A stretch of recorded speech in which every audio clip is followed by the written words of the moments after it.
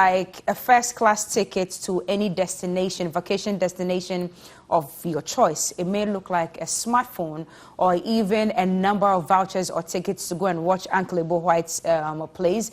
It may look like the best diamond that you've ever seen in life or the best dress ever. But is that what we call love, or is it the sacrifice? Is it unconditional love? Is it forgiveness, even though you are wronged many times about the same thing? Is that what love? Oh, Uncle Ebo laughed at that one.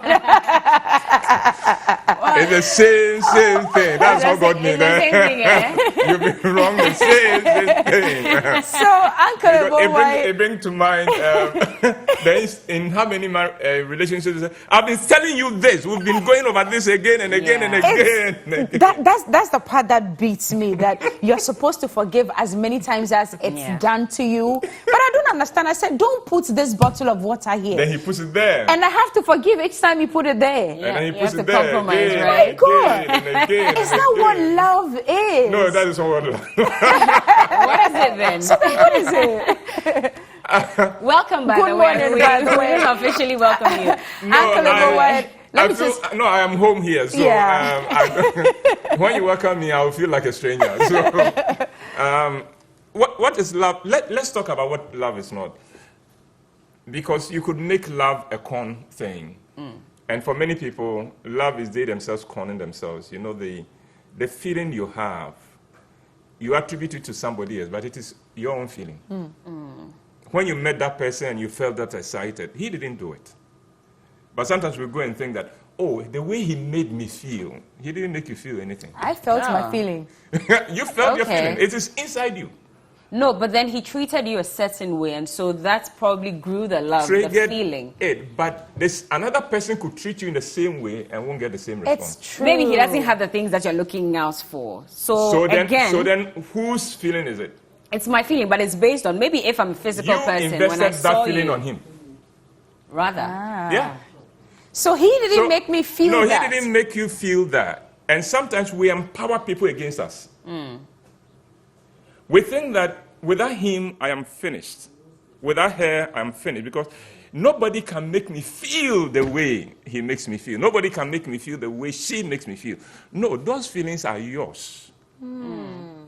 So I could Just feel that you gave yourself permission to feel that towards feel that. him or her. Yes. So That you particular can person. control it. You can control it.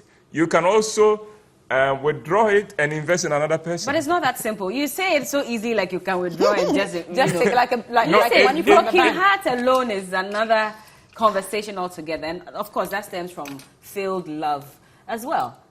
And so it's not that easy. Failed expectations. Failed expectations, maybe, or Not failed love. Failed expectations. Yeah, failed expectations. okay. Listen, But- if I say I love you, job done. What do you mean by job done? Job done that I love her. And that's it. She means a lot to me. Anything about her I'm interested in. She's on TV. Let me go and watch because stop talking. I'm watching her. But people say I love her. love you. People say I love you just for the fun Now of that it. is a complete thing. What happens when we say I have a broken heart is that now I have gone beyond the love, which is a feeling, and a choice that I make. And people don't realize that it's a choice I make. Yeah. And then now that I've made that choice, I have some expectations of you. Exactly. But I made the choice first. Okay. Well, you can't make the choice. Sometimes you see the person and you wish you would not feel the way you're feeling, but it happens. It is yours. You can control it. Take ownership. You are never out of control. Is that just that we've not been, because haven't you also had a situation where you meet somebody, this is it. Then you realize, oh, he has a band. Oh, wrong number. Then you fall in love even more. No. But you move on. Your life goes on. Yeah. You don't die. You just go, whoa, he ticked all my boxes. Yeah. Well, maybe. Who knows? Do you understand? You've moved on. You didn't die. You didn't go home and say you will starve yourself to death so he'll be sorry for what he has done to you. Yeah. You took ownership. Suddenly, because at that time you realized, no, this was not this is forbidden, this is not available. And the moment you realize it wasn't available, you took your thing back. And you took your ownership. We haven't been trained to take ownership of that feeling. So for many of us, we go round and it's almost as if I'm carrying my heart. Oh, can you please love me? Yeah. Oh, please love me. Why won't you love me? Why won't you love me? Right. And as long as you do that, you become unattractive to everybody. They may take advantage of you because you've shown them you are available, but you become unattractive to them. So quite often when they have their way with you, Then they have moved on because they found you unattractive to begin with. Once you take ownership and you realize that love is the way I feel about myself, and once you feel good about yourself, you value and cherish yourself. Once the first object, the first person you love is yourself, nobody can mess you up. Does that not make you selfish in a way? No, we think so. It's part of our wrong training. Okay. Because if you do not love yourself, you can't love anybody, and nobody can love you. That's true. Even if they truly decided, I like this girl, I like to make her happy, you would make sure they move away from you. Because you don't love yourself, you don't feel good about yourself. The reason I'm asking if it doesn't make you selfish is because they tell you, these same people who advise us, and of course you're also a marriage counselor, Yes. right? You tell us that when you go, especially in marriages, when you go, you also have to compromise. So sometimes you have to sacrifice yourself a bit just so the other person can also have his way. Well, that is not selfless. No, what I'm saying is- sometimes, If you don't do that, then it means that you are selfish. No. And you get that a lot in Okay, some let's- relationships as well. Yeah. let's Especially when there are go back arguments. to basics. Let's go back to basics before we complicate the situation. Okay. We take for most of us, we take our values in life from Jesus. Right. What did Jesus say? Love your Loving neighbor as as... Yourself. Is that selfishness? That's the key. And the truth is that if I don't love me, I won't love anybody. Right. And then I'll blame you. You know, it's like if you've met anybody who is rude, they are rude not because of you. They are rude because of themselves. They don't feel good about themselves. Those who feel good about themselves, when you are with them, you feel comfortable. Yeah. Because he feels good about Yeah. himself. There's nothing you can do that will make him insecure for him to bring the nasty out of him or her to attack you because he feels good. And in the same way, if your first love relationship is with yourself, you will demand the best. You will not settle for less. You will not empower anybody against you because your relationship is yourself. And Okay, there are but- certain things you won't take. But Uncle Ebo, what did you just say? You would demand what? The best. Okay. So we also understand that nobody is perfect, right? True. So if I'm dating this man here, Yes. and maybe he's not... Let's give a name to him. Kwesi. Yeah, Kwesi. Go. Okay. So if I'm dating Kwesi and... Sorry, all the Kwesis. And Kwesi is not a perfect human being. Yes. So Neither are you. Exactly. Okay. And I'm supposed to love myself. He's Yes. supposed to love himself first. Both Yes. of us loving each other first before we even start whatever it is that we have. But because of his imperfection, I give off a little of myself, hoping that he would twitch how he is a little bit. Let's just say that he's not too giving. I'm a giver, but maybe Kwesi is not too giving. So on days or times when I think that, oh, he could have probably given me this gift, or he Yes. could have done this better, and he doesn't do it. And I'm expecting that he does it, but because he's not perfect, I'm like, okay, it's okay, I understand. You are now telling me that I shouldn't settle Don't for settle less. for less. Because sometimes... So then where's the reconciliation? Sometimes the problem we have in Ghana is the pressure we put on young ladies to get connected, to get either married or to get into a relationship. Okay. And because of that, you have situations where at the beginning of the relationship, the girl knows that all things being equal, it will not be Kwesi. All things being equal. But I'm running out of time. There's too much pressure on me. He's not bad.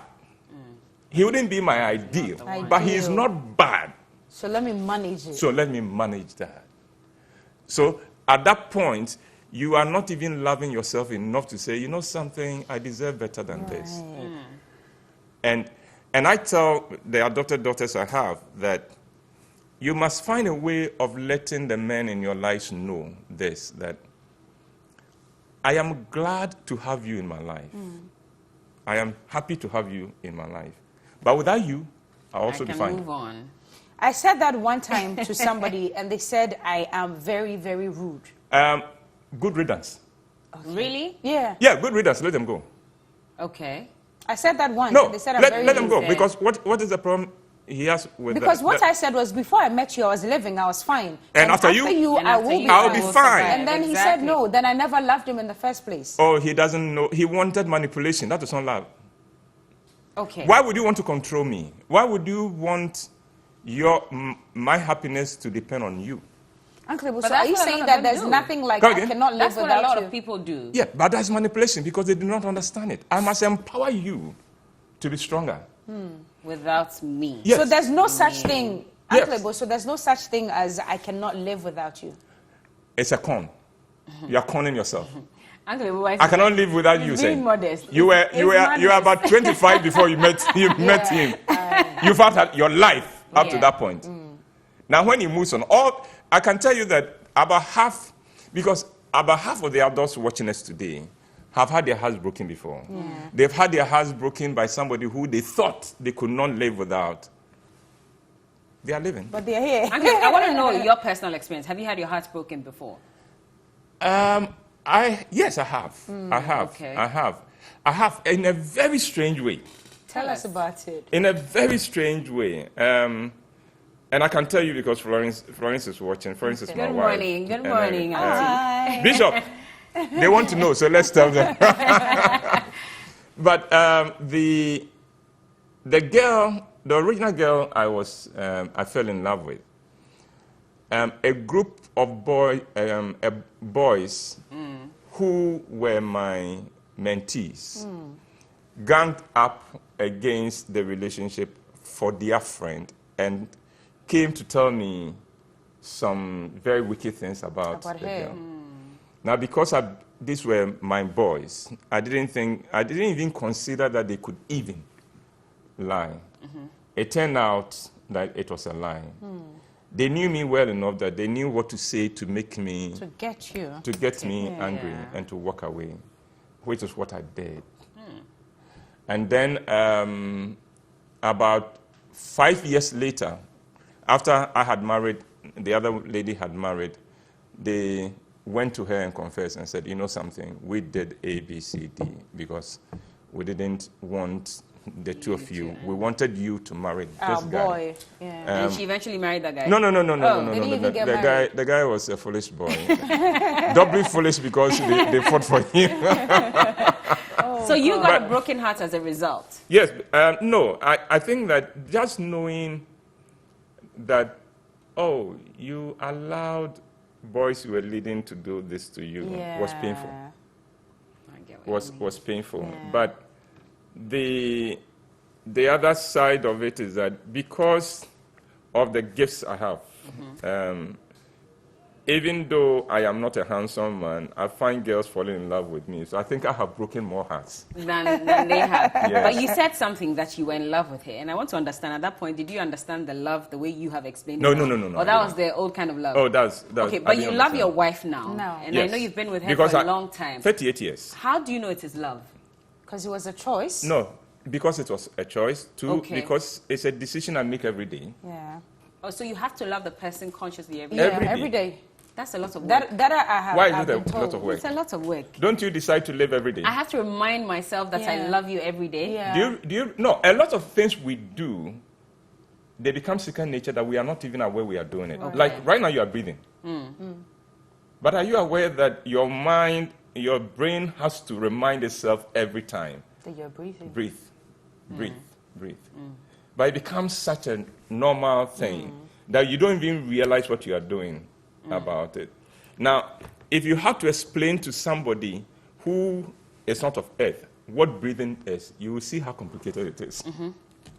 Do you understand me? So a lot of those things, when you break them down, they look like, that might work. No, but once you are in it, it becomes easy. So what happens when the person says, I'm not in love with her anymore? Because you see that happen a lot, which is why divorce rates are high. Yes. They say that for some reason it's not working. She's not making me feel the way I The know divorce you rate said. does not frighten me. What frightens me more as a marriage counselor are the cases where the marriage is dead, but they are keeping it going. That's even more deadly than that is the divorce. much more because painful, in our culture, much more our destructive, or depend on what kind of role you have in society. You don't want too he's many a big people. man. He cannot divorce his That's wife right. here. Or he's But a pastor. He's a pastor. She's a TV presenter, so she cannot. So she cannot. TV presenter or divorce. You catch it. You catch it. So you manage it and things. And so there are too many people who are dying in their relationships. And that is much more painful than the cases where you've been released. You can move on now. Even though many of us don't want to move on, even though you've been released. But the more painful one is you are there, you know this person is not here for me. Okay, but how? At what point do you know that a marriage is totally gone, it's dead, and we have to go our separate ways? How do you know? I think you can't legislate it. The two people will know. Yeah, but how would they know when they get to that point? Like you're saying, many people love are holding on to marriages that are far gone, but because of society, I'm going to avoid answering this question in 2 minutes because that is about all the time we have for a certain reason. Right. The students of medical school have a phenomenon they talk about that whenever a new illness, a new disease is taught, the next day, half of them have the symptoms. About how do you know your relationship is not working? Suddenly some people are going to go, you know something, our relationship is not working. No? Our relationship is not working. Oh! Yeah. But frankly, we wouldn't have known. We didn't have TV3. I should have moved on a long time ago. No, I don't want us to do that. Oh. But the two people would know. They will know. There's always a feeling. Oh, if he's not there for you, you will know. If she's not there for you, you will know. But if you hold on because of your kids, and our parents say that a lot, that I would have left your father or your mother a long time ago, but I needed to be there for you, my children. But I also have been told that that's a mistake. Uncle Ebo, is that correct? It is, because then the children are damaged. You know, there's nothing more painful than living in a home and realizing that daddy doesn't love mommy. Right. Mommy has no respect for daddy.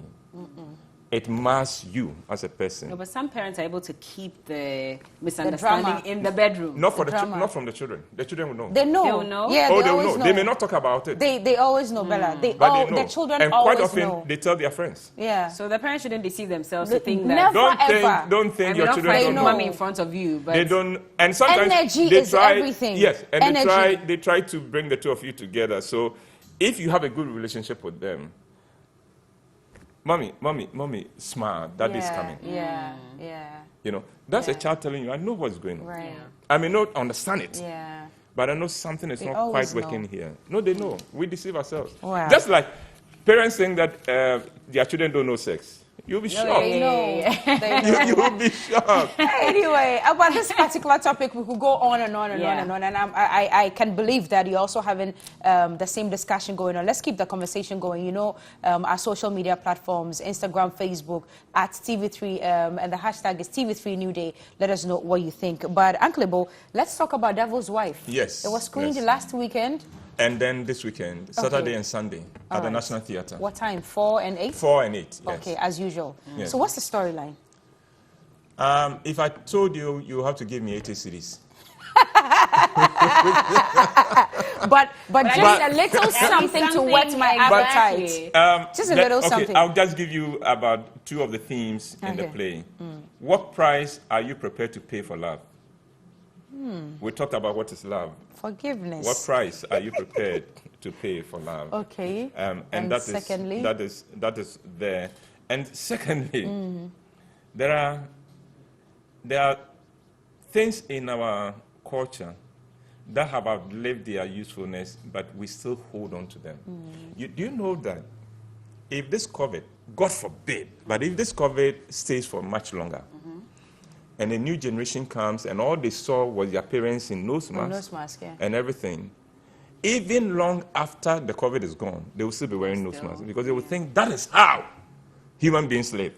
You wear nose masks. And there are a lot of things in our culture that we are doing. They are like nose masks. We're still wearing them. They were relevant. They had their relevance at a certain time. The world has moved on. We have moved on. But we're still wearing the nose mask. Okay, so these are the two elements that we'll be seeing in Uncle Ebo's newest Oh, and of course you laugh. Devil's I mean, Wife. there's a lot of comedy You can take that one for granted. Laughter and music, you can take for granted. All right, so this weekend, Saturday and Sunday? Saturday and Sunday at the National Theatre, 4 p.m., 8 p.m. Please don't wait to come to the theatre to buy tickets because I think Saturday, 4 o'clock is already gone. Okay. So go to the outlets. You can go to Frankie's, you can go to Airport Shell, you can go to Bachuna Total, Achimota Hacho Total, you can go to Tema Committee 11 Shell, or if you want to call 050-554-6010 or WhatsApp 050-554-6030. Do that now, otherwise there's nothing heartbreaking than a woman, and because you said again and again, a woman who has told her husband,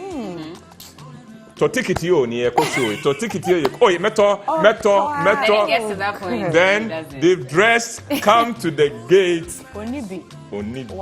And I remember one case, the guy parked the car away, came, and then said, oh, there's no ticket. You don't understand. Maybe the car no more. I can't go back. You have to. Please, save yourself and save me too. That embarrassment. Yeah. We'll have to go, unfortunately. I wish I could continue to ask more questions, but if I do, Coco and Daniel will shout in my ears. So, Uncle Ebo Whyte, thank you so much for speaking to us. It's always a delight. You make our mornings wonderful and bright. Thank you. TV3, congratulations for giving us two of the most beautiful girls to brighten our days. Thank you. We hope to see you next week. That's the soft power of But you should be coming more. You should be coming a whole lot more. You should be coming a whole lot more. I don't say no to beautiful girls. Okay, all right. So we have a date with Uncle Ebo Whyte. Especially when they are dressed beautifully. Great. We have a date with Uncle Ebo Whyte next week Friday. We'll continue the conversation on love. Great. And a few other things as well that will come up. So send your comments so we can deal with them. Yeah. Thank you. Thank you so much for speaking to us this morning. Uncle Ebo Whyte is a celebrated playwright, and this weekend, make sure that you go watch The Devil's Wife. It's important to get your tickets even before then, so you don't get stuck at the gate. Thank you. We'll be right back with some